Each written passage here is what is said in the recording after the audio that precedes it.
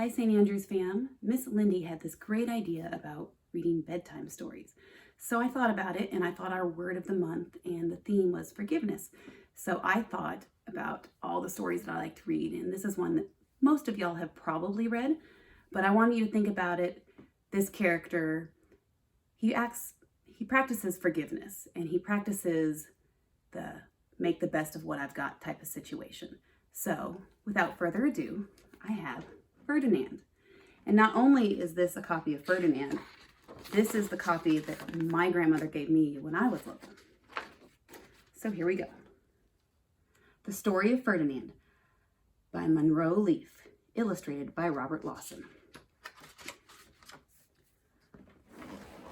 Once upon a time in Spain,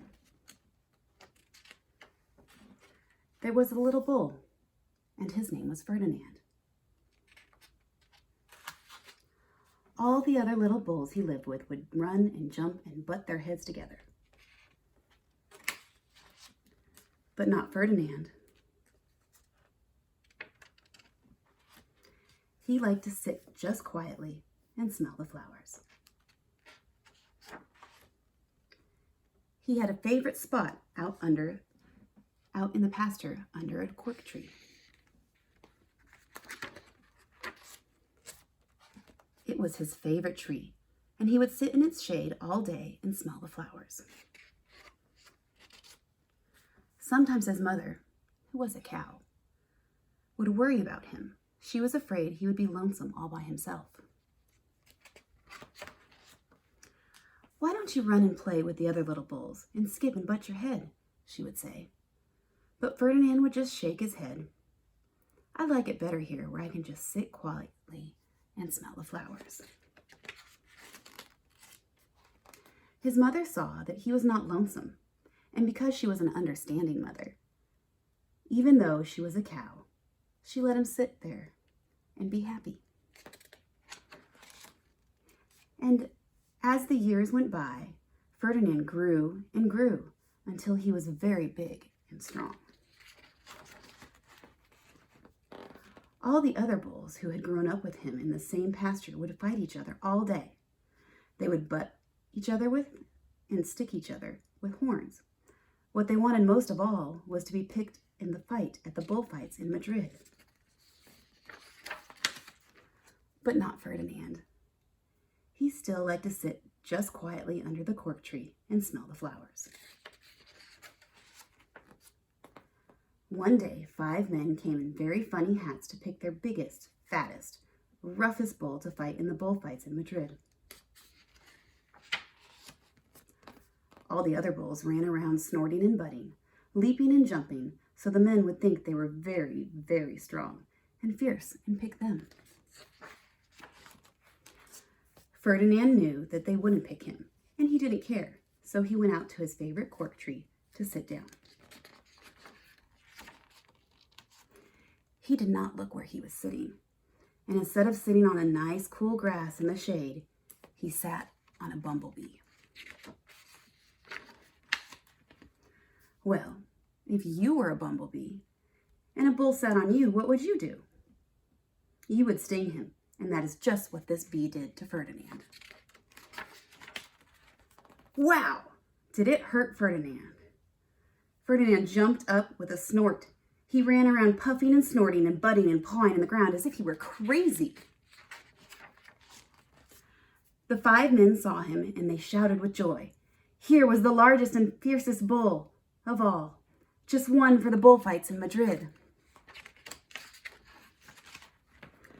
So they took him away for the bullfight day in a cart.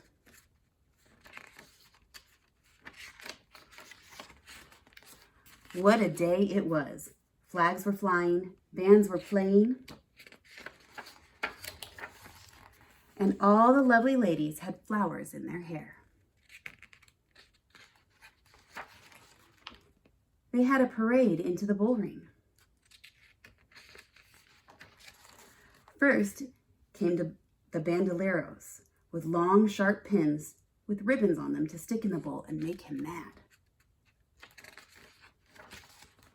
Next came the picadores, who rode skinny horses and they had long spears to stick in the bull and make him madder. Then came the matador, the proudest of all. He thought he was very handsome, and he bowed to the ladies. He had a red cape and a sword and was supposed to stick the bull last of all. Then came the bull, and you know who that was, don't you? Ferdinand.